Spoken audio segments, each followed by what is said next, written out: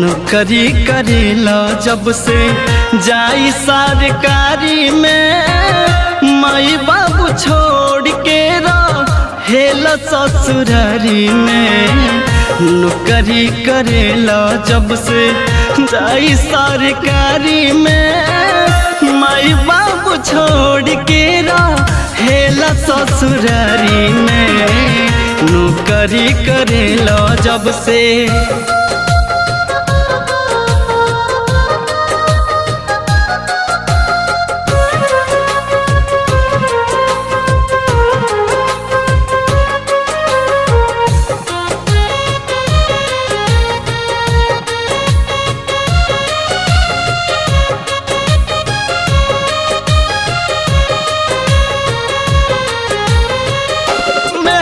मजूरी करके तोहके पढ़ावाली, कहूँ न काम बाबू तोहके अढ़ावाली।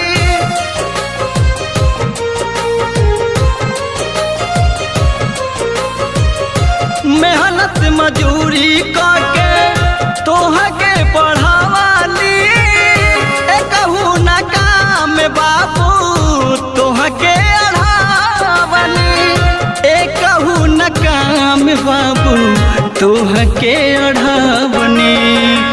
जरूरत न रहे पैसा घर के दवाई में, माई बाबू छोड़ के रहेला ससुरारी में। नौकरी करेला जब से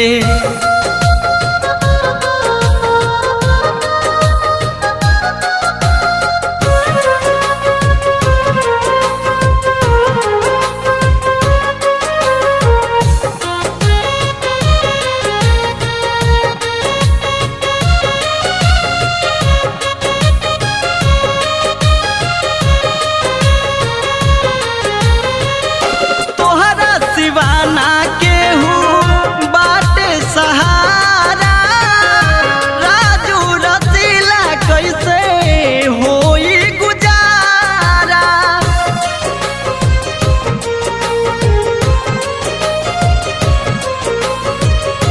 तोहरा दीवाना केहू बाटे सहारा, राजू रसीला कैसे होई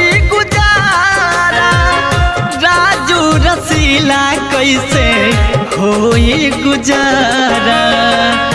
अरे के भाई कहेले सबके सुनाई के, माई बाबू छोड़ के रहेला ससुरारी में।